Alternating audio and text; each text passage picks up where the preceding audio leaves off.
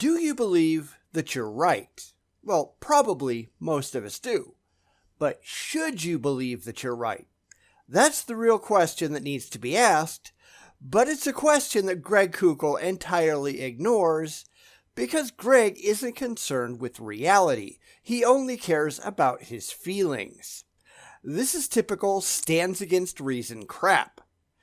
So here we go again.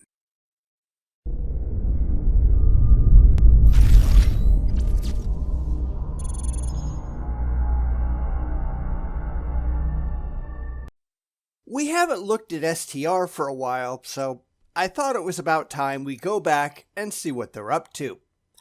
Unfortunately, it's the same ignorant stupidity that they're infamous for.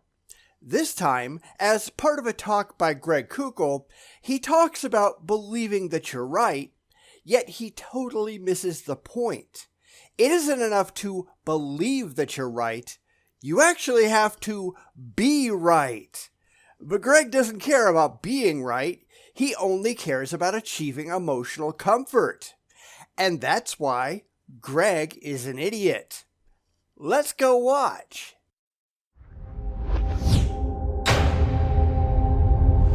I want to know what they think. I want them to think about what they think. I want you to think about what you think. Hell, I'd be satisfied if you could think, period. But that's not what happens, is it? Because there is a difference between intellectual thought based on reason, evidence, and critical evaluation of the facts, and what people like Greg do, which is an emotional reaction based on wishes and dreams and desires. Then they pretend that what happens on their side is intelligent thought, and it's simply not. So let's spend some time looking at the wacky ideas of Greg Koukl. Because I think most ideas against Christianity are not good ones. Well, of course you think that, because you're a Christian. And Muslims think that most ideas against Islam, those are bad too. So do Buddhists, so do Hindus, so do Scientologists.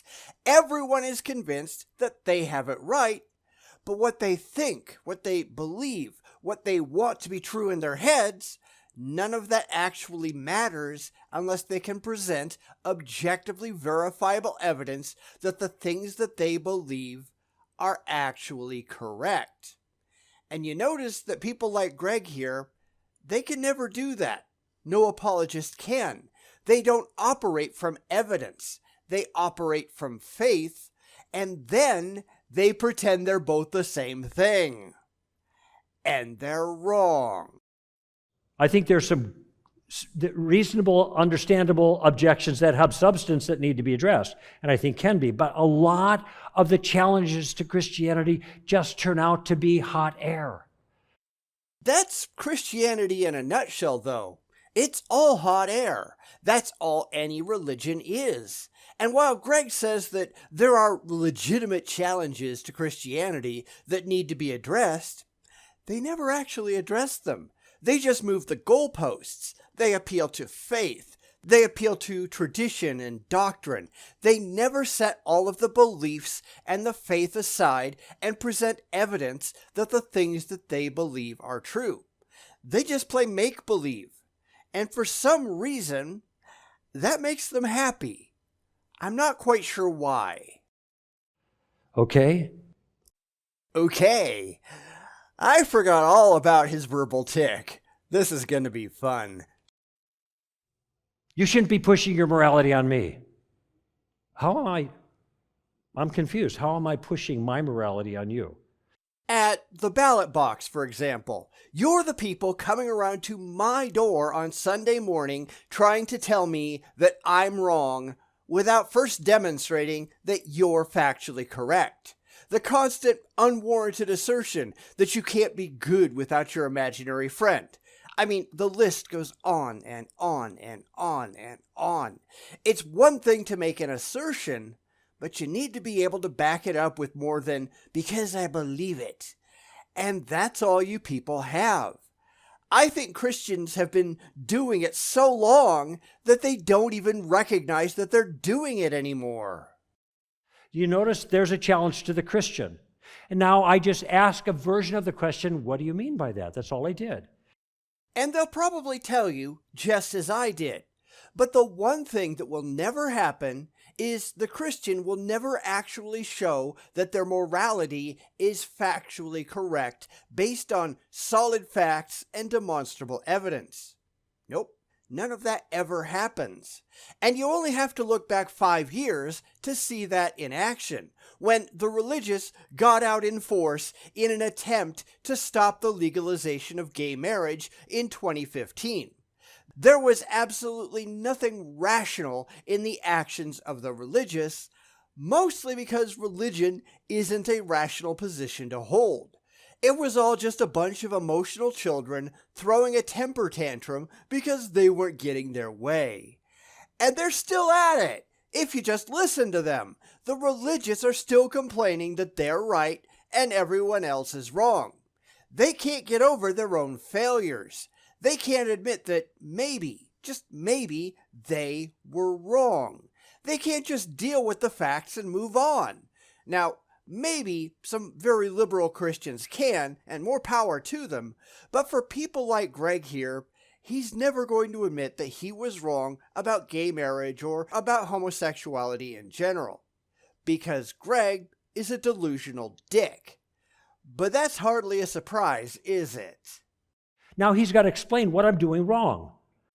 And I'm sure he can. I mean, I already did. Several times, in fact.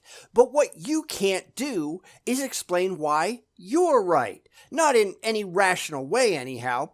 All you can do is appeal to faith. All you can do is appeal to your beliefs. And if you're talking to an atheist, they don't value faith. They don't care about your beliefs. To atheists, faith is asinine. You will get absolutely nowhere simply relying on faith with an atheist. And that's why the religious don't get anywhere with atheists. Because they've got nothing intelligent to say. Well, you think you're right. Yes, you do. But what you think doesn't really matter. It's what you can prove that makes a difference. It's what you can justify intellectually that anyone cares about. But that's one thing that you can never do, isn't it? I mean, think about it. If someone, say a Hindu, walked up to Greg and tried to justify some Hindu theological point using exactly the same tactics that Greg uses, would Greg take them seriously? Yeah, not for a second. No, of course not. Because Greg's beliefs are based on feelings, not facts, just like the Hindus are. But if a Christian walked up to me and made some theological point using logic, reason, and evidence, would I consider their position? Well, of course I would. Absolutely. Because they are being intellectual about it. Now, their positions may or may not stand up to any kind of critical muster. I wouldn't know until I actually took the time to look at it in detail, but at least they weren't relying on faith or saying, well, it says so in my book, or any of that stupid crap. Those are the tactics of the irrational idiot. You know, people like Greg here. Those people are not at all impressive. Now, let me ask you a question. Do you think that when I weigh in with a point of view that I think I'm right? Yes, of course I do. But the question is what you believe actually and demonstrably true? That's the question that we need to concern ourselves with. Not, does it make you feel good, because ultimately that means nothing. Can you prove that the claims that you are making are reasonable to make given the evidence that we have in the real world? And the answer for the religious is uniformly no. That's the thing that they don't seem to understand, or, let's be honest, care about. Because all beliefs are not created equal. Some are much more likely to be factually correct than others. Some are able to be supported objectively far better than others. And yours are entirely indefensible. And that's why nobody outside of your immature cult is impressed by anything you say. That's why I believe what I believe. Everyone who weighs in with a point of view thinks he's right. But that doesn't make them right. That's why people need to be able to step back from their beliefs and be able to examine them objectively without their emotions getting in the way. And that's one thing the religious simply cannot do. If there is one thing this channel has proven conclusively over the past, I don't know how many years, it's that the religious are not engaging in their beliefs intellectually. They are not concerned whether or not the things in their heads stand up to any kind of critical scrutiny whatsoever. It just doesn't matter to them. They are not following the most rational path, starting with the whole of the evidence and reaching whatever conclusion is most credibly reached. They want to feel good. They want emotional comfort. They don't give a damn about truth. They don't care about facts. If they did, they wouldn't be using blind faith as their core tenet, because faith doesn't get you anywhere worthwhile. They all believe their beliefs are true. That's why they believe what they believe. And if they didn't believe they were true, they would believe something else. Yeah, like you should. Because your beliefs aren't just what happens to show up in your head. You're supposed to have a brain. Try using it. When you show up at an intellectual debate, you can't be armed only with, well, this is what I believe and this is what it says in my book. You have to be able to show that those things that you believe and the things in your book are rationally justified and supportable with objective evidence. And the religious can't do that. They just can't. And it's sad that people like Greg here can't see all of the things that they're doing wrong. And believe that were true. So when people say you're intolerant or you're forcing your views, what do you mean? Well, you think you're right. You think I should think the way you think. We mean you're intolerant and the views that you are pushing are intellectually indefensible. Going back to the gay marriage decision, you were and are being intolerant. Gay marriage doesn't demonstrably harm you in any way, shape, or form. It might hurt your feelings, but, fuck your feelings. It doesn't harm you in any objectively demonstrable way.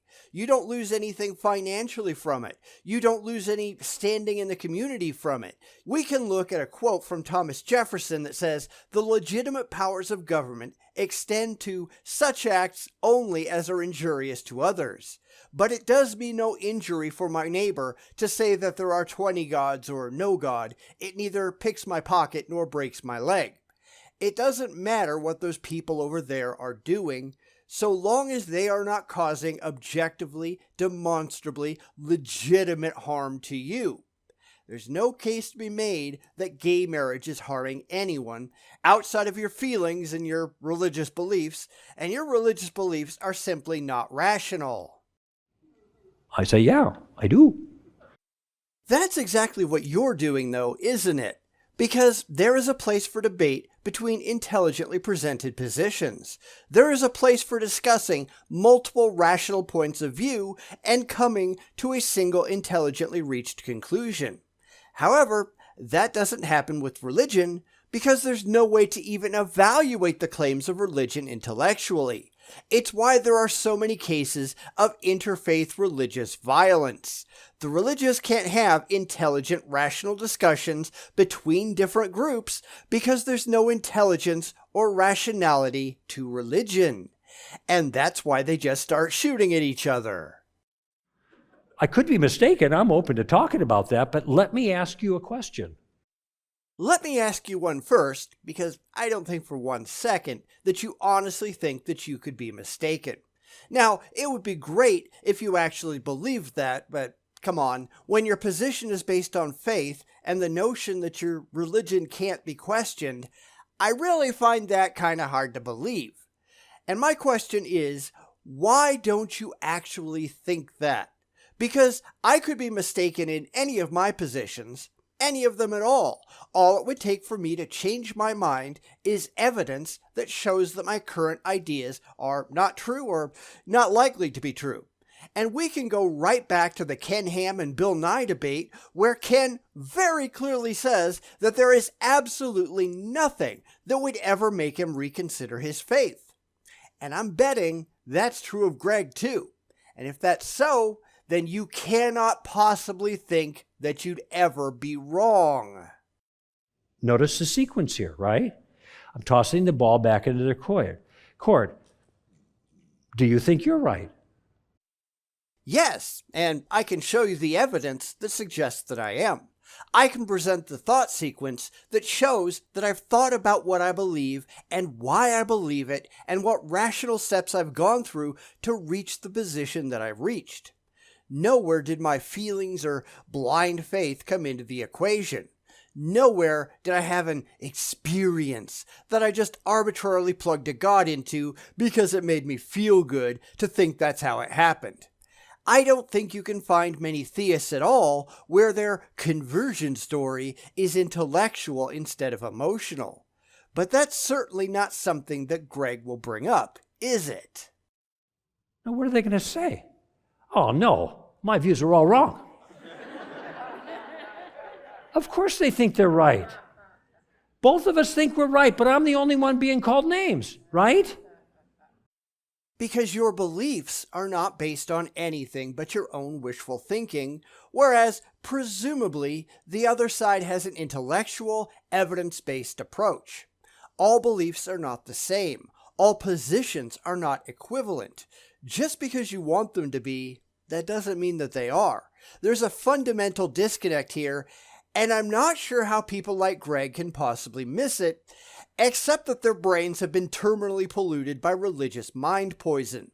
They don't know how to think rationally when it comes to their religions.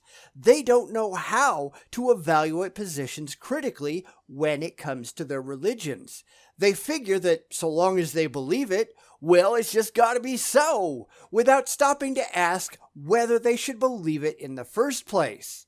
Because that doesn't matter. Facts are overrated. Except they're not. So my final question is, why is it when I think I'm right, I'm intolerant or forcing my morality, but when you think you're right, you're just right? What am I missing? The intellectual follow-through, the rational justification of your position, the demonstration that you have a good reason to accept what you accept, and that you've done so critically and with the evidence of forethought. You're not showing that you're not a child throwing a temper tantrum, crying, because I wanna. That's what religion is. You can make a non-religious, reasonably rational argument against gay marriage, and we'll stick with that example throughout the video.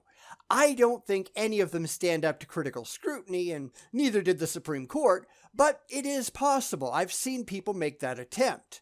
But if you look at what the religious were doing back in those days, it wasn't presenting well-evidenced, well-thought-out, rational arguments for their positions. They were screaming, God is gonna get you, like a bunch of children. If that's the best you can do, then your position doesn't deserve respect. Respect is earned. It is not simply granted. And you haven't earned it. Do try harder. Of course, I'm not missing anything. That person is missing it. At Stand to Reason, we help Christians have the courage and the grace to share their worldview with others. Yeah, about that. See, this is why I don't hold to the idea of worldviews. A worldview, by definition, is a particular philosophy of life or conception of the world.